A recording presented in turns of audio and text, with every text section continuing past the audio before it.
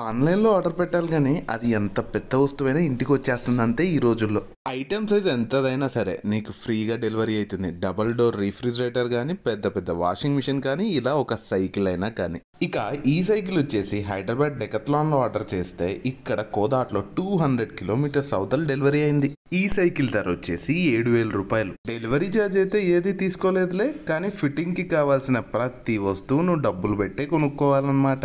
ఇక cycle review విషయానికి వస్తే క్వాలిటీ చాలా బాగుంది అండ్ చాలా అంటే చాలా లైట్ వెయిట్గా ఉంది. నా స్కూలింగ్ ఏజ్లో నేను సైకిల్ కొన్నప్పుడు స్ప్రింగ్ యాక్షన్ అని కొత్తగా వచ్చుండే, అది ఆ రోజుల్లో 3,800 అంటే మా నాన్నగారు అది ఇప్పించడానికి వామ్మో అనేసారు. మరి ఇప్పుడు బేసిక్ సైకిలే దాదాపు 6,000 7,000 ఉంటున్నాయి. అదే ప్రాపర్గా పిల్లలకి నచ్చేలా కొనాలంటే 20,000 25,000 ఉంటున్నాయి.